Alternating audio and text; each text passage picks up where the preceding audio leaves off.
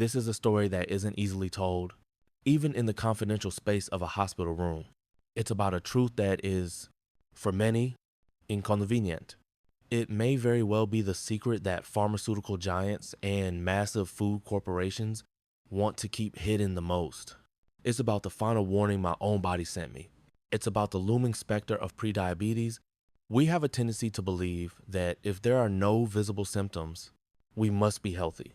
We dismiss the fatigue and the slight weight gain that comes with age as a natural, unavoidable part of life, something not worth worrying about. But the diseases that creep up on us silently are the most terrifying of all. On the surface, we live our normal, everyday lives, but inside our bodies, the pancreas is being overworked daily, slowly being driven to exhaustion. Within our blood vessels, a sticky, oily residue and chronic inflammation are accumulating day by day. This, right here, is the true face of prediabetes. It is the beginning of a quiet war being waged within your own body. Many of us go through our annual health checkups, our eyes fixated on a single number, the fasting blood glucose level. We breathe a sigh of relief if it's within the normal range. But the real danger, the true battle, begins after you eat. It's in that moment when your post-meal blood sugar, known as postprandial glucose, spikes violently, stretching and snapping like a rubber band, soaring past the critical threshold of 180 mgdl. It's the moment when your hemoglobin A1C, which is like a report card for your body's blood sugar control over the past 3 months, creeps over 6 by 100. When these things happen, your body is sending out a desperate SOS. It's a signal that you have reached your limit. This isn't just a matter of numbers on a lab report. It's the sound of your pancreas, exhausted and overworked, crying out for help. It is a final notice, a warning that if you continue down this path, within a few short years, you could be facing the irreversible reality of blindness, a foot amputation, or a lifetime tethered to a dialysis machine. Hello, my name is Dr. Arthur Miller. I am a 75-year-old medical doctor, and for over 4 decades, I have operated a clinic in Boston specializing in preventive medicine and longevity. My entire professional life has been dedicated to researching methods to extend not just our lifespan, but our health span, the years we live in vibrant, active health. I hold a firm belief that our daily habits are infinitely more powerful than any prescription medication. And I am here to tell you today, with absolute clarity, the prediabetes stage is your last golden opportunity to reclaim control over your own body before you become dependent on medication. The first step in that journey, surprisingly, is found in a single, humble spoonful of an oil that should be on your dinner table, an oil that acts like a nutrient-rich medicine. Are you, right now, perhaps telling yourself, this can't be about me, or I'm still okay? Are you deliberately ignoring the small signals your body has been sending you for months, or even years? I can never forget the face of a man who came to see me 5 years ago. He was a 6'8" highly successful entrepreneur named Mr. Thompson. By all accounts, he was a man bursting with life. He had more energy than men half his age, effortlessly handling late-night dinners and entertaining clients without a sign of fatigue. He had built his empire on his seemingly boundless stamina. He loved his steak dinners, his expensive scotch, and his freshly baked bread, but he was always confident in his health. I get a top-of-the-line executive physical every year. He would boast. His fasting blood glucose consistently hovered between 110 and 120 milligl. His doctors would always give him the same generic advice: it's a little high. Mr. Thompson, try to get a bit more exercise and watch what you eat. It was the kind of advice that was easy to ignore. Whenever his family would express their concern, pointing out his diet, he would wave them off dismissively. This is nothing to worry about, he'd say, his voice booming. I'm not diabetic. Then came a cold winter morning. As he was putting on his socks, he noticed a strange sensation, or rather, a lack of it. The tip of his right big toe was profoundly cold, and when he touched it, it felt numb, like he was touching a piece of leather, not his own flesh. At first, he brushed it off. Just poor circulation. He thought a sign of getting older. He ignored it, but the sensation didn't return. Days turned into a week, and the tip of his toe began to take on a dusky, purplish black hue. After a visit to his local doctor, he was referred to a specialist at a major teaching hospital. A young, serious-looking physician pulled up an x-ray. Pointing to the image, he delivered a diagnosis that felt like a bolt of lightning from a clear blue sky. Diabetic neuropathy with developing gangrene. The doctor explained, in cold, clinical terms, that the tissue was already dead. It was irreversible. To prevent the gangrene from spreading further up his foot, they would have to amputate the toe. This man, Mr. Thompson, who had lived his entire life with unshakable self-confidence, simply collapsed in his chair in the examination room. Can you imagine the depth of the despair and regret he must have felt in that cold, esterile hospital corridor? It was only then, faced with such a devastating reality, that his son, finally grasping the gravity of the situation, persuaded his father to come and see me. The son sat in my office, tears welling in his eyes, and gripped my hand. "Doctor," he pleaded, his voice choked with desperation. "Please, you have to help my father." The fear in his eyes and the urgency in his voice are seared into my memory.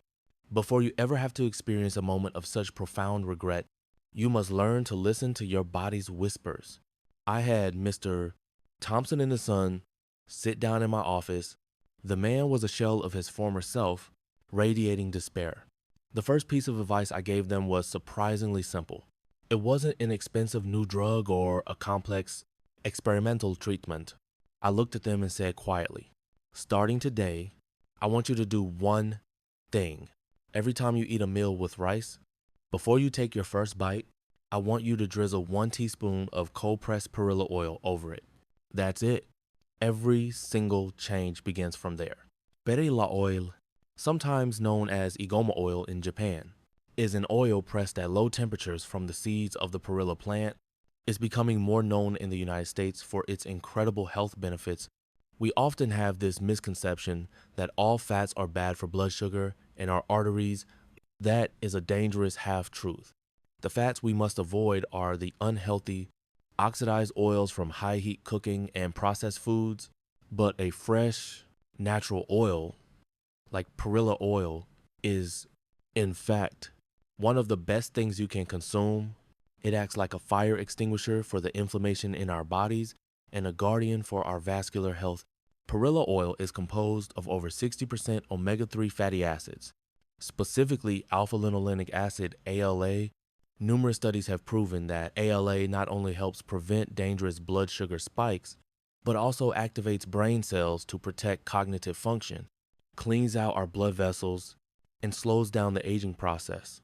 This one simple habit can become the most important key, not just to managing prediabetes, but to extending your healthy, vibrant years.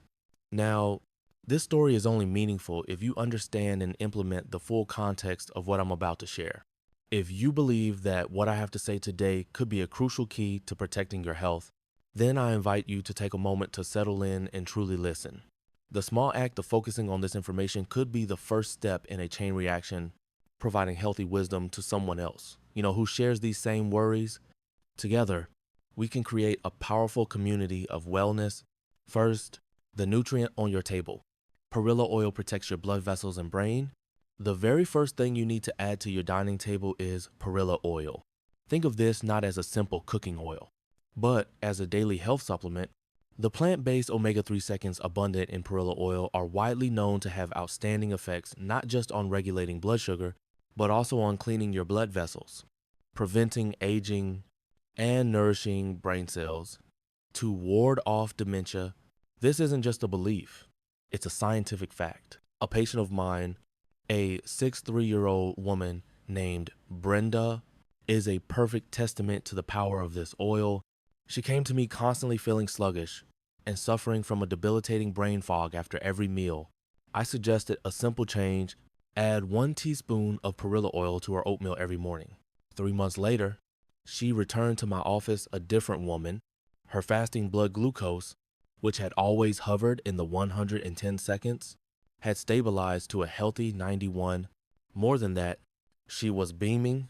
My head is so clear now.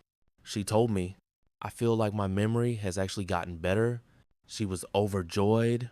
Drizzling it directly onto your food is excellent, but you can also mix it into yogurt or salad dressings, as many health-conscious people do. There is one critical rule.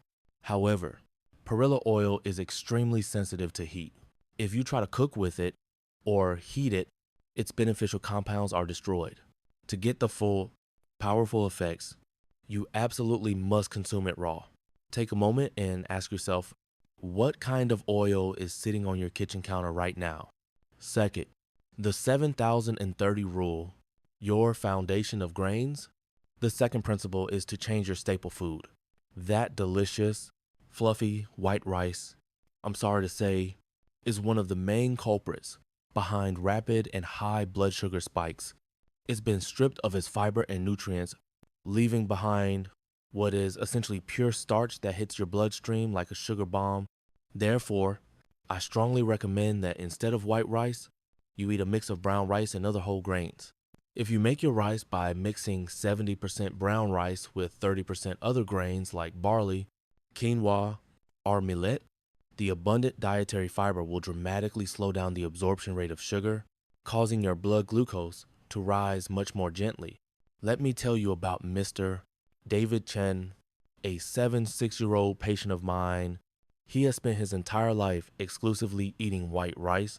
He would wave his hand and say, "That brown rice stuff is rough and tasteless."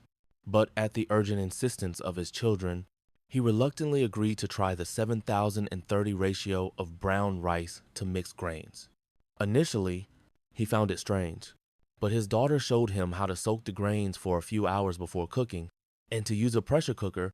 He discovered that when prepared this way, the rice was surprisingly soft and had a pleasant, nutty flavor. He kept at it. The results were astonishing. His post-meal blood sugar, which used to shoot up close to 200, now consistently stayed below 150. He had experienced a profound change. What's important to understand here is that simply tossing a tablespoon of barley into your white rice isn't going to have a significant effect.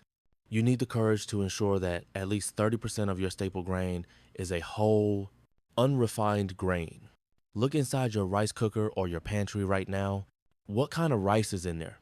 Third, the magic of sequence. Stabilize your blood sugar by changing the order you eat. The third secret can produce a greater effect than many medications, and it doesn't cost a single penny. It is the magic of your meal sequence. You can eat the exact same meal, but depending on what you eat first, your body's blood sugar response will change dramatically. When you sit down at the dinner table, do not reach for the bread, rice, or pasta first. Instead, start by eating your vegetables, the salad, the steamed broccoli, the sautéed greens. Eat a generous portion of them first. When the dietary fiber from the vegetables enters your digestive system first, it forms a kind of protective barrier, a viscous gel that significantly slows down the absorption of the carbohydrates that follow. After you have finished your vegetables, move on to your protein source, the grilled fish, the baked chicken, the tofu. Finally, at the end of the meal, eat your carbohydrates, the rice or potatoes, and any soup. Mrs. Eleanor Vance, a 59-year-old patient, came to me deeply worried. She was in the pre-diabetic range with a hemoglobin A1C of 6. She was debating whether she needed to start medication. I told her, before you do anything else, just try this.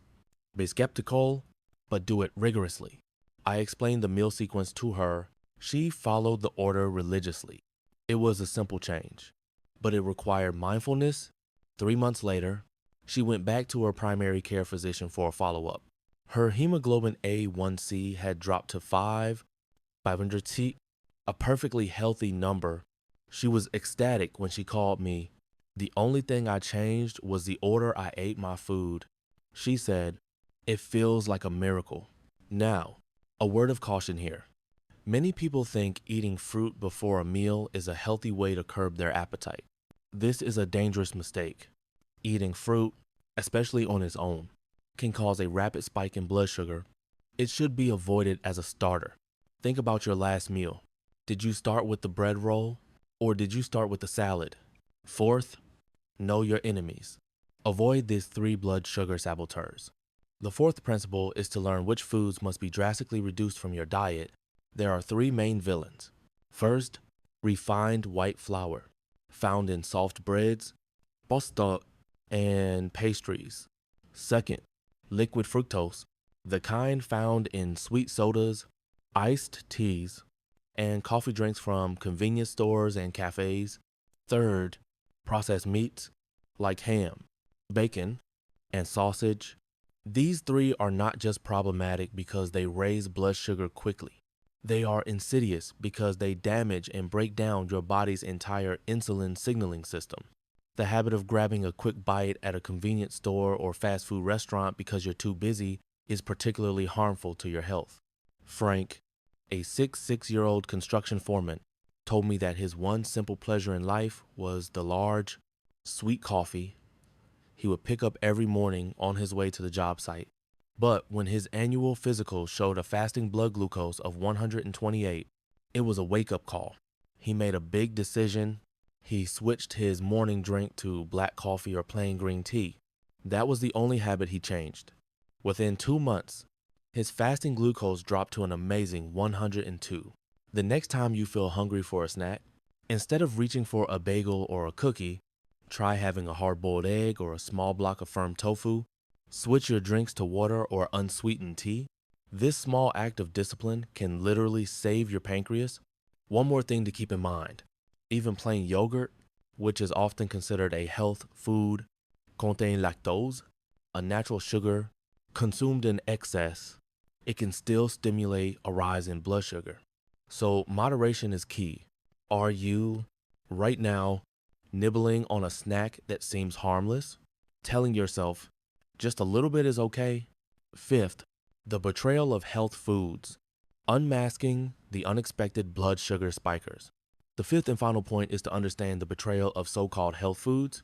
Many people, in their earnest quest for health, are tripped up by these. They trust the marketing, consume certain foods in large quantities, and are then shocked to find their blood sugar is actually getting worse. A classic example is commercially produced vegetable juice and fruit smoothies. Not long ago, a 7-year-old woman named Ms. Robinson came to my clinic. For the sake of her health, she had been drinking 1 carton of a popular green juice every single morning. One day, out of curiosity, she tested her blood sugar an hour after drinking it. She was horrified to see the number had soared to 220. Even if the label says no added sugar, the process of juicing and concentrating fruits and vegetables removes most of the protective fiber, leaving behind a concentrated dose of fructose that hits the bloodstream even faster than table sugar. She had fallen for the health halo effect. Commercial curry roux or pasta sauces are another example. While the turmeric in curry is healthy, the pre-made blocks and jars are often loaded with flour, sugar, and unhealthy oils to create the right taste and texture. If you're concerned about your health, it's far safer to cook with individual spices yourself. The belief that something is good for you can sometimes be a poison in disguise. Have you ever had an experience where you ate something you firmly believed was healthy, only to feel worse afterward? Prediabetes is not simply a disease where your blood glucose number is a little high. It is a desperate cry for help from your body. It signifies that your body's fundamental energy system is malfunctioning, and the entire balance of blood flow and metabolism is being shaken to its very core. Once the function of the pancreas is significantly damaged, it is said that even modern medicine cannot fully restore it. This is why so many people, upon receiving a prediabetes diagnosis, fall into despair. They imagine a future of dependency on pills and injections, and they lose hope. But today, I want to talk to you about hope. We are given a remarkable opportunity 3 times every single day to save our own bodies. That opportunity is called a meal. Before we conclude this long discussion, let's once again engrave the promises we've shared today into our hearts. Think of this as a very special medication-free prescription that I am writing for your long and healthy life. Let's review it together. The first prescription, a teaspoon of the oil of life. I want you to open your kitchen cabinet, look inside. Do you only see a large bottle of vegetable oil meant for high heat frying? I want you to make a small space next to it for a dark little bottle of fresh, cold-pressed Perilla oil. This is not just a fat. This is a nutritional supplement that will clean your arteries, awaken your brain cells, and extinguish the fires of inflammation within you. This tiny habit is the first step toward a healthy and vibrant old age. The second prescription, a revolution on your plate. Do you have the courage to challenge the sweet temptation of that pristine white rice you face every day? Remember the 7,030 rule? 70% brown rice, 30% mixed whole grains. This is not about forcing yourself to eat tasteless food as a penance. This is the wise process of converting your body's fuel source from a bomb that explodes all at once into a gentle, steady warmth, like the slow-burning embers in a hearth that keep you warm through the night. The third prescription, the wisdom of sequence. Tonight, at your dinner table, before you pick up your fork, ask yourself, where is it headed first? Make a conscious choice. Let your hand reach not for the exciting flavors of the main course and the starches, but for the green vegetable dishes and the salad first. This simple act is like sending in a team of firefighters to gently manage the sugars that are about to enter your system. Do not forget that this is the easiest and yet most powerful defensive strategy you have. The fourth prescription, the courage of emptiness. When you open your refrigerator door, do you see sweet drinks and processed foods masquerading as convenient, calling out to you? Tonight, you need the courage to empty that space. Fill that newly empty shelf with clear water, fragrant green tea, and natural snacks like hard-boiled eggs. Only by emptying our bodies of what harms them can we begin to fill them with health. The fifth and final prescription, the clarity of a wise eye. I want you to develop the wisdom to see the true face hidden behind the sweet labels of health, food, or diet. From now on, make it a habit to turn the package over and read the tiny print of the ingredients list. That small text is a more honest and reliable guardian of your health than any flashy advertisement on the front. Perhaps, as you've been listening to this, you felt a knot in your stomach, a feeling of dread, thinking, he is telling my story. Are you perhaps blaming yourself, thinking, what can I possibly change now? It's too late. The damage is done. It's okay.